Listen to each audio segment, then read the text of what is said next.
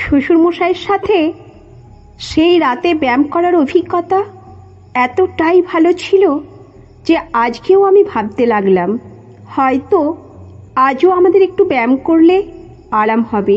আমি আবারও শ্বশুরমশাইয়ের ঘরের দিকে পা বাড়ালাম।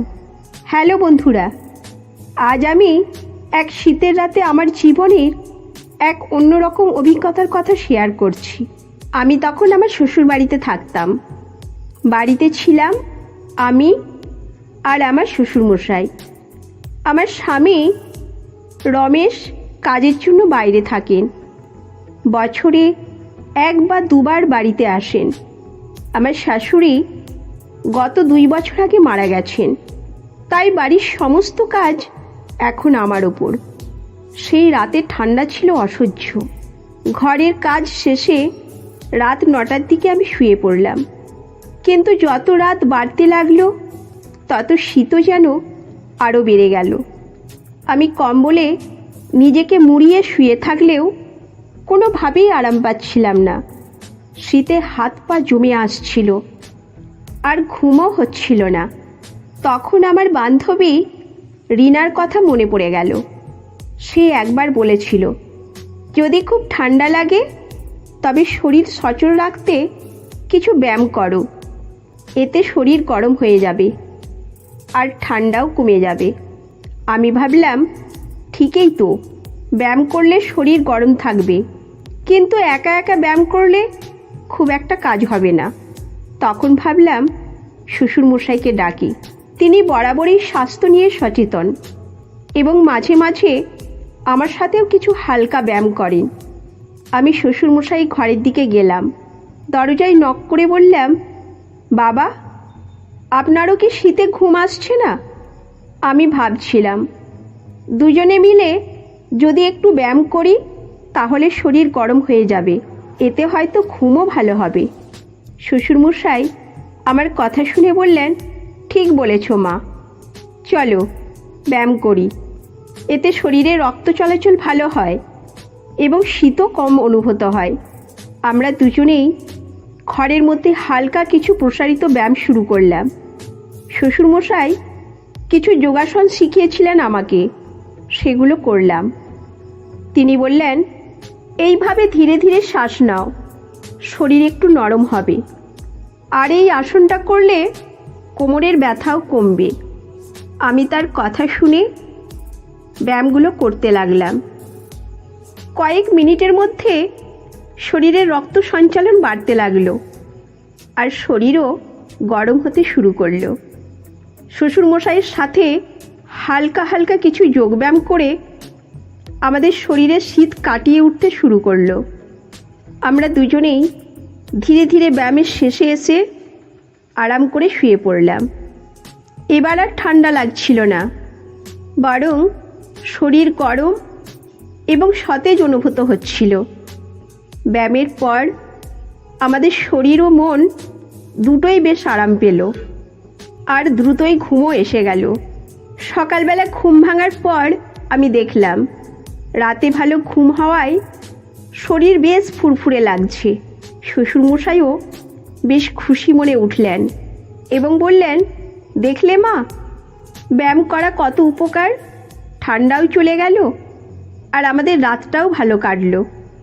এরপর থেকে প্রতি শীতের রাতে যদি খুব বেশি ঠান্ডা লাগতো আমরা দুজনেই হালকা ব্যায়াম করতাম। এতে শুধু শীতেই কমে যেত না, আমাদের শরীরও সুস্থ থাকতো। এইভাবেই আমাদের দিনগুলো চলতে থাকে আর আমরা দুজনেই সেই বিশেষ রাতের কথা মনে রেখে হাসি বিনিময় করি। পরের রাতেও ঠান্ডা তীব্র হতে শুরু করলো। আমি শুয়েছিলাম, কিন্তু আগের রাতের মতোই ঠান্ডার কারণে কিছুতেই আরাম পাচ্ছিলাম না। শ্বশুরমশাইয়ের সাথে সেই রাতে ব্যায়াম করার অভিজ্ঞতা এতটাই ভালো ছিল যে আজকেও আমি ভাবতে লাগলাম হয়তো আজও আমাদের একটু ব্যায়াম করলে আরাম হবে। আমি আবারও শ্বশুরমশাইয়ের ঘরের দিকে পা বাড়ালাম। দরজায় হালকা নক করতেই তিনি দরজা খুলে দিলেন। আমি বললাম, বাবা, আজকেও শীতে কিছুতেই আরাম পাচ্ছি না, আপনি যদি আবার একটু ব্যায়াম করতেন তাহলে ভালো লাগবে। শ্বশুরমশাই একটু মুচকি হেসে বললেন, তুমি তো দেখি এখন আমার যোগব্যায়ামের অভ্যাসেই পড়ে গেছো। আচ্ছা মা, এসো, আজকেও আমরা কিছু সহজ ব্যায়াম করি। আমরা আবারও ব্যায়াম শুরু করলাম। তবে আজকের রাতে আমাদের শরীরের সাথে সাথে মনে যেন একটু বেশি উষ্ণতা ছিল। ব্যায়ামের সময় আমাদের হাত একসাথে লাগলে আমাদের শীত কমানোর প্রতিক্রিয়া আরও কার্যকরী হতে লাগলো। শ্বশুরমশাইয়ের চোখে একটা মমতাময়ী দৃষ্টিও আমি লক্ষ্য করলাম, যেন তিনি শুধু একজন অভিভাবক নন, একজন সঙ্গীও বটে, যে আমার ভালোবাসা এবং যত্ন চায়। ব্যায়ামের শেষে শ্বশুরমশাই বললেন, আজকে একটু বেশি ভালো লাগছে না মা? আমি লাজুকভাবে হেসে বললাম, হ্যাঁ বাবা, আপনার সাথে ব্যায়াম করে আমার শীতও কমে যায় আর মনও ভালো থাকে। আমাদের কথোপকথনের মধ্যে এক ধরনের নীরব বোঝাপড়া তৈরি হচ্ছিল।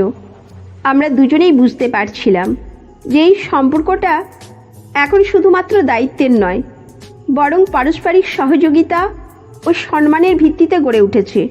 তৃতীয় রাতেও যখন ঠান্ডা বাড়ল, তখন আমি শ্বশুরমশাইয়ের ঘরে গিয়ে বললাম, আজকে আমরা নতুন কিছু ব্যায়াম ট্রাই করব। তিনি হাসি দিয়ে বললেন, নিশ্চয়ই, আজকে একটু ভিন্ন কিছু করব। তবে তোমার জন্য বিশেষ এক আসন আছে।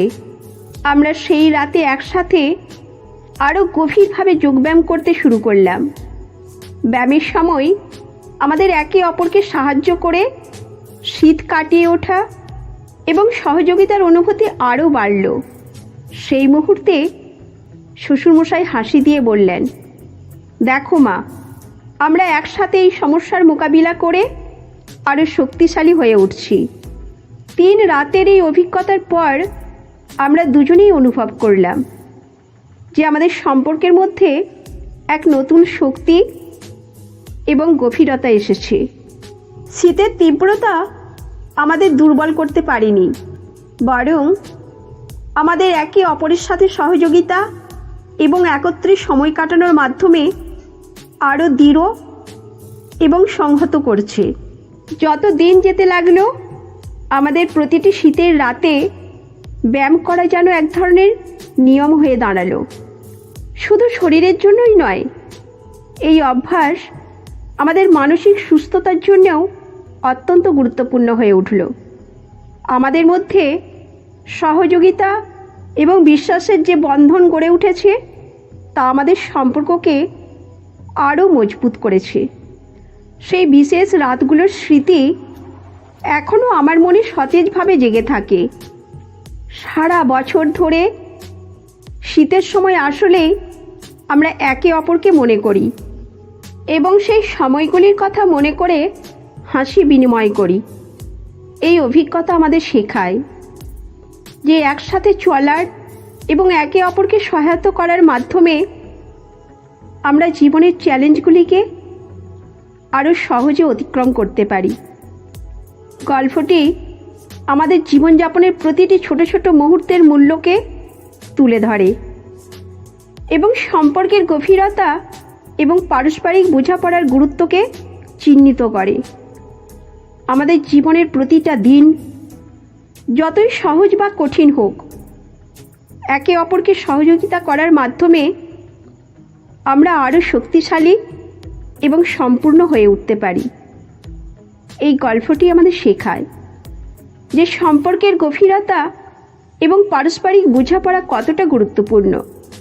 শ্বশুর ও পুত্রবধূর সম্পর্ক শুধু সামাজিক দায়বদ্ধতা নয়, বরং একে অপরের প্রতি যত্ন, সম্মান এবং সহযোগিতার উপর ভিত্তি করে গড়ে উঠতে পারে।